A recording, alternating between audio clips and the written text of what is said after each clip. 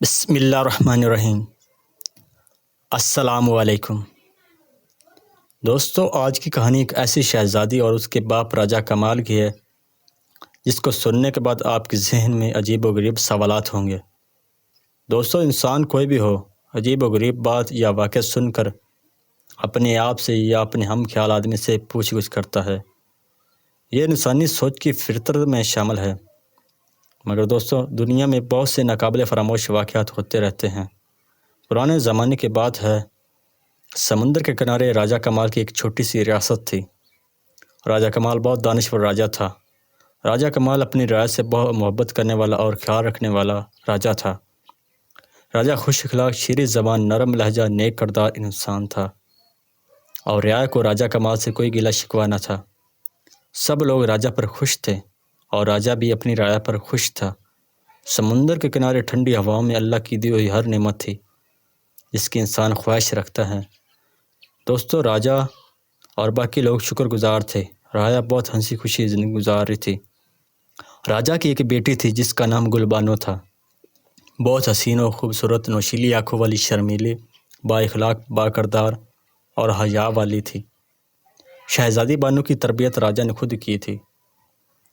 باقی 5 خادمیں شہزادی کی خدمت ہر وقت پیش رہتی۔ شہزادی بانو کی والدہ سمندر کی نظر ہو کر وفات پا گئی تھی، جس کی وجہ سے راجہ کمال نے ہر عیش و عشرت کا سامان فراہم کر رکھا تھا تاکہ ماں کی کمی محسوس نہ ہو۔ ریاست پر اللہ کی طرف سے ایک امتحان آ پڑا۔ سمندر میں اچانک سے طوفانی لہروں نے زور پکڑ لیا۔ جیسے جیسے طوفانی لہریں اٹھتی، شور کرتی، راجہ اور راجہ کی ریاست کے باقی لوگ پریشان ہوتے۔ طوفانی لہروں کا سلسلہ کئی روز تک جاری رہا اور راجہ پریشانی کی حالت میں اللہ کے حضور دعائیں کرتا، صدقہ خیرات کرتا، اور ریاست کے باقی لوگ بھی اللہ کے حضور دعائیں کرنے کے لیے کہتا۔ مگر ایک رات اچانک سے سمندری طوفان زور پکڑ گیا اور ریاست کو اپنی لپیٹ میں لے لیا، اور ریاست میں ہلچل مچ گئی۔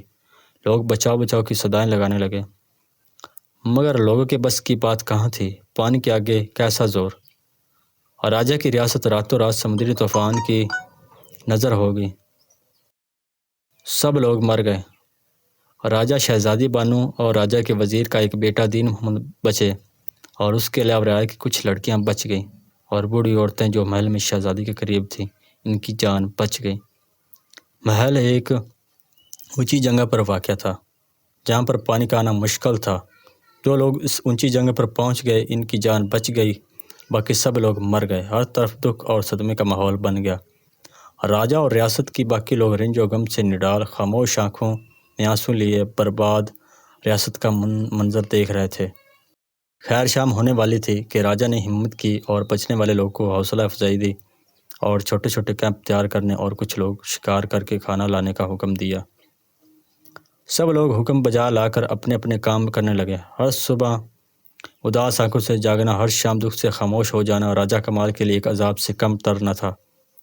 چند دن گزرے تو راجہ نے وہاں سے ہجرت کرنے کا ارادہ کیا۔ باقی لوگوں سے مشورے کر کے ہجرت کا پروگرام بنا لیا۔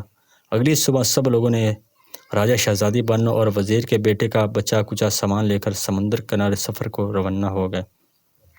15 دن سفر جاری رہا اور ایک جزیرے پر پہنچے۔ راجہ کو جگہ بہت پسند آئی اور دل کو اچھی لگی۔ وہ ایک پرسکون جگہ تھی۔ باقی لوگوں سے مشورہ کیا تو وہ اس جگہ کو ہر طرح سے محفوظ سمجھے۔ راجہ اور باقی لوگ وہاں اپنی زندگی گزارنے کے لیے ساز و سامان جمع کرنے لگے۔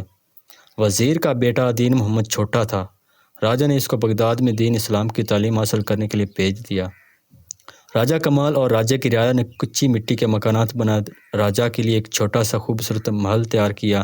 اللہ کا شکر بجا لائے اور ہنسی خوشی زندگی گزارنے لگے۔ شہزادی بانو جو کہ جوان ہو چکی تھی، راجہ نے ایک دن اپنی بیٹی سے شادی کی بات کی تو بانی نے پوچھا، ابا جان، یہ شادی کیا ہوتا ہے؟ اور عجیب و غریب قسم کے سوالات کیے۔ راجہ پریشان ہو کر اپنی خوابگاہ میں چلا گیا، مگر راجہ کمال رات بھر سو نہ سکا۔ کبھی محل کے اندر جاتا اور کبھی محل سے باہر آتا۔ جوان بیٹے کے ان سوالوں نے راجہ کے دل میں عجیب کی طرح بے چینی پیدا کر دی۔ شہزادی بانو بہت حسین، نشیلی آنکھوں والی، دنیا دار کے معاملات سے بالکل واقف نہ تھی۔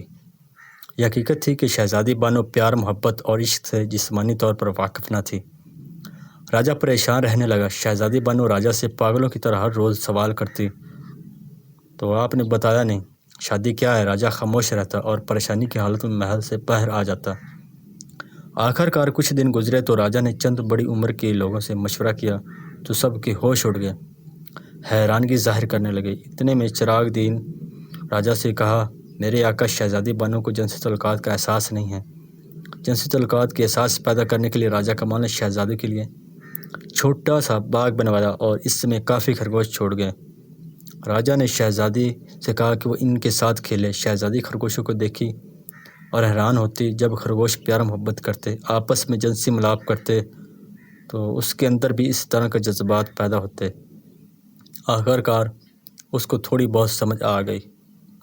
اس کے بعد بادشاہ نے اس کے پاس ایک بڑی عمر کی عورت کو چھوڑا۔ اب شہزادی اپنے تمام سوالات اس عورت سے پوچھنے لگی۔ وہ عورت اسے ہر طرح کے جنسی تعلقات کے بارے میں بتاتی تھی۔ شہزادی کے دل میں شادی کا احساس پیدا ہو گیا۔ شہزادی جان گئی کہ جنسی تعلقات کیا ہوتے ہیں۔ دین محمد بھی اپنی تعلیم پوری کر کے واپس آ گیا۔ راجہ اور باقی لوگ بہت خوش ہوئے۔ دین محمد بہت بڑا عالم فاضل بن کر آیا تھا۔ راجہ نے شہزادی کی شادی دین محمد سے طے کر دی۔ لوگوں میں بہت بڑی دعوت ہوئی۔ راجہ کو ہر ایک نے مبارکباد دی۔ شہزادی بھی خوش تھی مگر ڈری سہمی سے خاموش۔ آخر کار شہزادی اور دین محمد کی شادی راجہ نے کر دی اور بہت عرصے کے بعد راجہ اور باقی لوگ اپنے سب دکھ اور غم بلا کر خوشیاں منانے لگے۔ لیکن یہ خوشیاں بھی کچھ دن ہی رہیں۔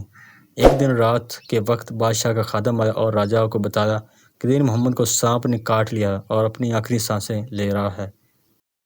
سب لوگوں میں ہلچل مچ گئی اور دور کر گئی دین محمد دنیا چھوڑ چکا تھا۔